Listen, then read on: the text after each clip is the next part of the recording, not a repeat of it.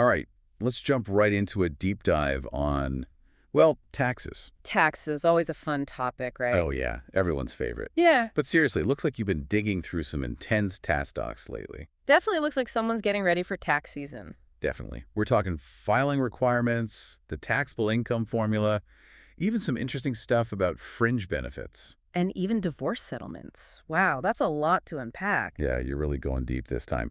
But hey, that's what we're here for, right?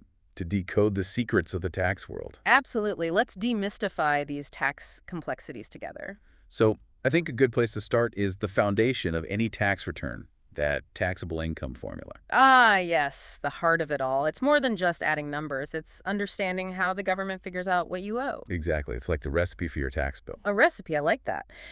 So we start with gross income, which includes all sorts of things: wages, interest, dividends. Even those state tax refunds you might get back. Oh, and don't forget about alimony received, though there's a twist with that one. Right, because the rules changed back in 2018. For agreements before December 31st of that year, alimony received, it's taxable income. But for agreements after, not taxable for the recipient. And the payer can't deduct it. It's a whole new ballgame. Definitely something to keep in mind, especially if you're dealing with an older agreement. Absolutely. Now, another thing that always gets me is why different types of income are treated differently. Ah, yes. Like how long-term capital gains from selling stocks, they're often taxed at a lower rate than your regular income. Yeah, why is that? Is the government just being nice to investors? Well, not exactly. It's often about encouraging certain behaviors, lowering the tax rate on long-term capital gains. It can nudge people to hold on to investments longer, potentially boosting economic growth. This is like a win-win in theory. Exactly. A win for investors and potentially a win for the economy. Now, speaking of stocks, there's this fascinating detail in your source material. When you sell stocks, it's the trade date, not the settlement date that matters for taxes. Why is that? It does seem counterintuitive, right? You'd think the date the money actually changes hands. The settlement date would be the key. Right, that's what I would think. But the trade date represents when you agree to buy or sell, locking in that price. The settlement date is more like an administrative follow-up. So the IRS cares about when that economic commitment is made, not just when the paperwork is finalized. Exactly. It's all about the substance of the transaction, not just the technicalities. It highlights how important accuracy is when it comes to your taxes. Every little detail matters. Now, let's shift gears to another piece of the tax puzzle, claiming dependents. It can be surprisingly tricky to know who qualifies. It definitely can. But luckily, there are some handy acronyms to help us remember the rules. Oh, acronyms. Always helpful for taxes. Right. So for qualifying children, remember CARES. It stands for Close Relative, Age Limit, Residency, Eliminate Gross Income Test, and Support Test. Okay, CARES. I'll try to remember that one. What about for other relatives? That's where support comes in. Support, under gross income limit, precludes joint return, only citizens or residents, and relative or live with taxpayer for a year. Support. Yeah. Got it. So many acronyms, it's like a secret code. But once you know them, they really do help. They do. And you know, what really surprised me was that even a dependent who passed away during the year could potentially still qualify. Really? I had no idea. There are so many nuances to these rules. And speaking of nuances, there's that whole thing about cousins not counting as dependent relatives. Yeah, yes, the cousin conundrum. So many specific relationships and situations to consider. And it gets even more complex when multiple people could potentially claim the same qualifying child. Right, that's when the tiebreaker rule based on adjusted gross income, or AGI, comes into play. So the person with the highest AGI wins the dependent, so to speak. Exactly. It's about preventing double dipping and making sure the system is fair. Makes sense. Now, speaking of things that are fair, or at least feel that way, let's talk about those lovely non-taxable fringe benefits. Ah, yes, the perks of employment that aren't taxed. Always a good topic. It's like getting a bonus without the tax sting. It's all about what you get to keep, not just what you earn. These fringe benefits can really impact your overall tax picture. Oh, for sure. And my source material mentions some really enticing ones. We're talking adoption assistance, dependent care assistance, even tuition reduction. Those are some great perks. Imagine being able to further your education without the added tax burden. Exactly. It's like a win-win for both employees and employers. Absolutely. Now, there's one detail I thought was particularly interesting. It's about that employer-paid educational expense exclusion. Did you know you can exclude up to $5,250? $5,250, that's not too shabby. Not at all, and it applies to both undergraduate and graduate levels. So whether you're just starting out or looking to advance your career, there's potential for some significant tax savings. Okay, that's a great tip. Now, shifting gears a bit, let's talk about deductions, another key piece of the tax puzzle. We've got two main types to consider: above-the-line adjustments and itemized deductions. Knowing the difference is crucial for minimizing what you owe. Right, because they impact your taxable income in different ways. Exactly. Above-the-line adjustments, you subtract those directly from your gross income. Itemized deductions, you list those separately on Schedule A. And they only help if they exceed your standard deduction, right? You got it. So it's important to weigh your options carefully. Now, one above-the-line adjustment I always like to point out is for educator expenses. Oh, yeah. Got to give those teachers a break, even on their taxes. Right. They do so much for our kids. The source mentions a limit of $300 for individual educators and double that for joint filing educators. It's not a huge amount, but every little bit helps. Definitely. Yep. Now, let's tackle a topic that tends to make people's eyes glaze over: IRA contributions. Your source material mentions traditional IRA deductions, Roth contributions, even non-deductible IRAs. It's a lot to take in. It definitely is. But it's so important to understand the differences because they can really affect your retirement savings down the road. Okay, break it down for me. What are the key differences? Well, with a traditional IRA, you get that tax deduction now, but you pay taxes on the money when you withdraw it in retirement. Roth IRA, no deduction now, but the money grows tax-free and no taxes when you withdraw it later. So it's like choosing between a discount now or free shipping later, but with your retirement savings. I like that analogy. And then there's the non-deductible IRA, which can be an option if your income is too high to qualify for those other deductions. So it's like a backup plan for your retirement savings. You know, while we're talking about things that can be a bit tricky, remember that detail about alimony payments? That pre-2019 rule? Well, it applies to the deduction for alimony paid too. Oh, right. If the agreement was done before December 31st, 2018, you can deduct it. Otherwise, no dice. Another reason to always stay up to date on those tax law changes. Absolutely. Now, let's talk about those dreaded tax forms themselves. Schedule C for business income, Schedule E for rental income, the list goes on. It can feel like navigating a maze, especially for those of us who aren't tax professionals. It definitely can. Each form serves a specific purpose. Schedule C, for example, that's where you report your business income and expenses. Think of it like a financial snapshot of your business. And your source material even provides examples of specific line items and box numbers for each form. It's like having a roadmap for filling them out. Exactly. It's all about breaking down those complexities into manageable steps. And one detail that really struck me was the need for an activity code when reporting business income. An activity code. I had no idea those even existed. It goes to show how meticulous the IRS is. They really want to know every detail about your income. Accuracy is key, that's for sure. Uh. Well, we've covered a lot of ground already. Taxable income, deductions, those all-important tax forms. Feeling a bit overwhelmed yet? Maybe just a little, but hey, that's what deep dives are all about, right? Exactly. Getting into the nitty-gritty and uncovering those hidden details. Ready to dive even deeper. Let's do it. You know, we've been throwing around a lot of tax terms today. Oh yeah, we've barely scratched the surface. And one that I think is worth exploring a bit more is tax basis. It sounds kind of intimidating, but it's actually pretty straightforward. Okay, I'm all ears. Demystify tax basis for me. So think of it this way. Your tax basis in an asset is basically what you paid for it. Simple as that. So if I bought a share of stock for $100, my basis in that stock is $100. Exactly. Now, why does this matter for your taxes?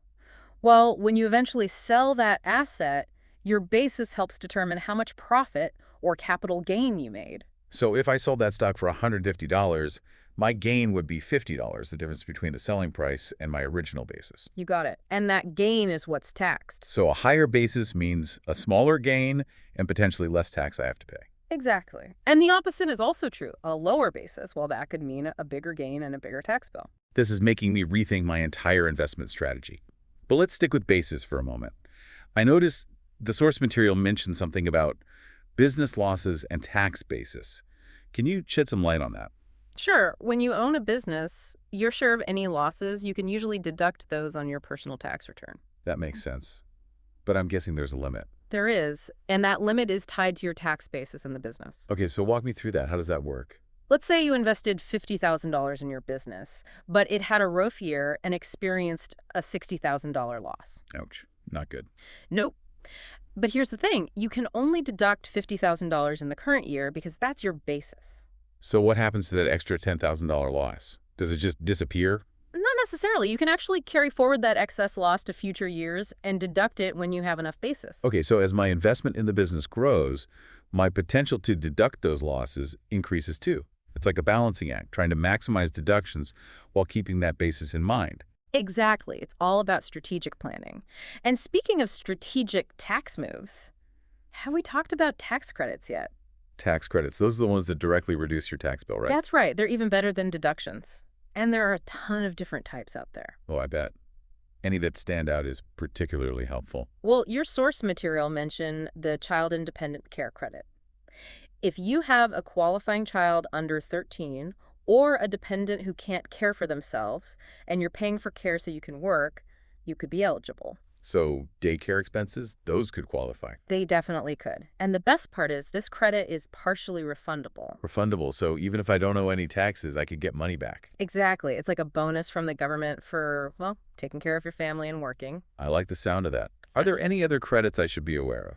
Since you're interested in education, the education credits might be worth looking into.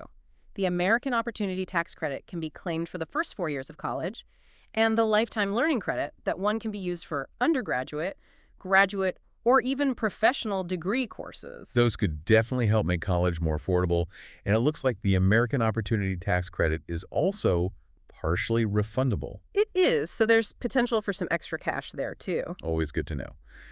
Now let's shift gears a bit.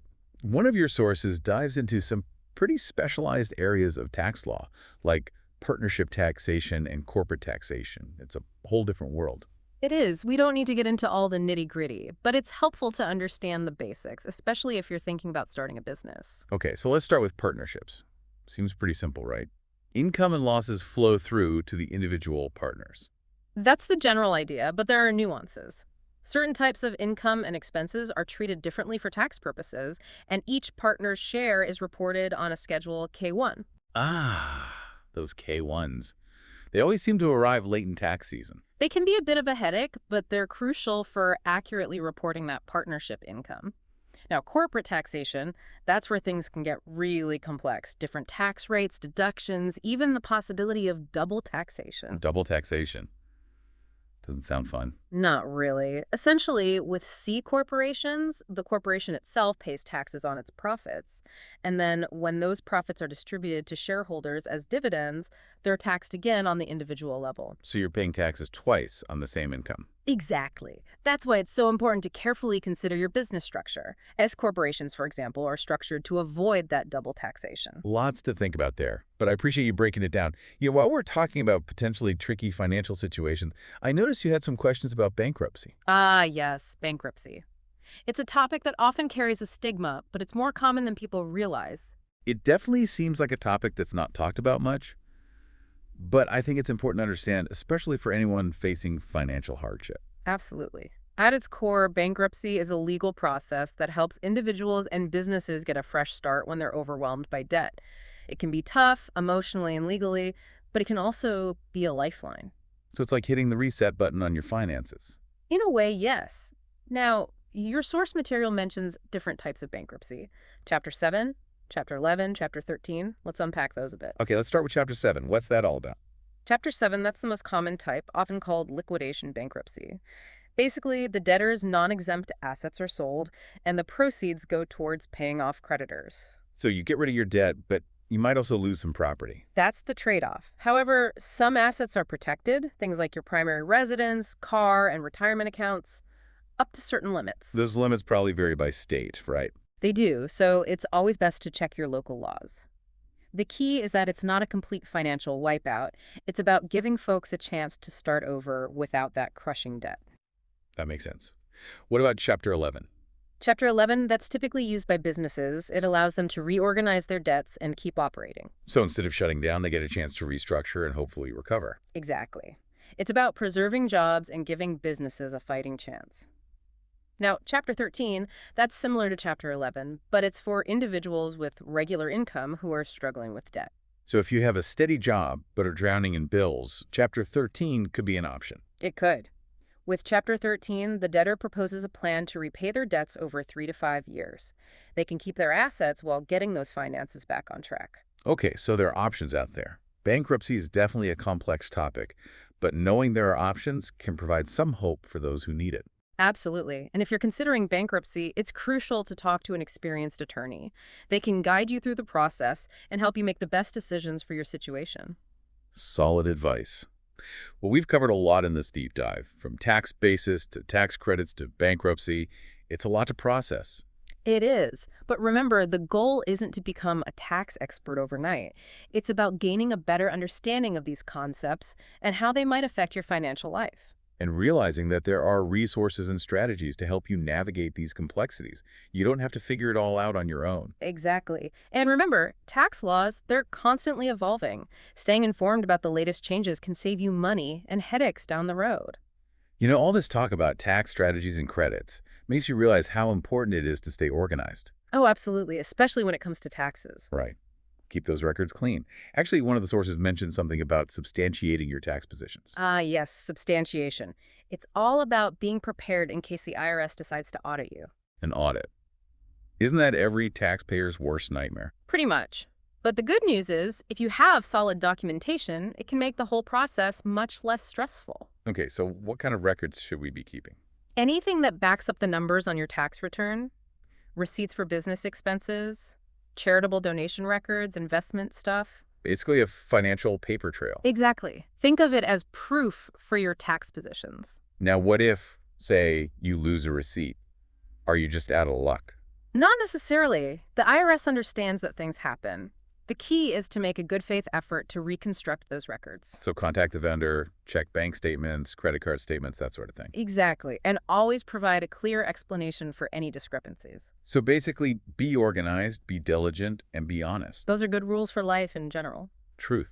Speaking of honesty, the source material also mentioned record-keeping requirements for tax preparers. Oh yeah, they have their own set of rules to follow. They need to keep copies of returns, client documentation, and all that. Makes sense. It's all about maintaining those ethical standards. Absolutely. Accountability and transparency are key in the tax world. Well, we've covered a lot in this deep dive, from taxable income to tax credits, even bankruptcy. We've gone deep, that's for sure. It can feel overwhelming, but I think the big takeaway is that knowledge is power. Understanding these concepts, it can really help you make better financial decisions. Absolutely. And remember, you don't have to navigate this alone. There are tons of resources out there, from online guides to tax professionals. Right. Don't be afraid to seek out help if you need it. And always, always stay up to date on tax law changes. Those rules are constantly evolving. Good advice. Well, we've reached the end of our deep dive. Hopefully you're feeling a little more informed and a little less intimidated by the world of taxes. That's the goal. Remember, taxes are a part of life, but they don't have to be a burden. With a little knowledge and planning, you can confidently navigate the system. Well said.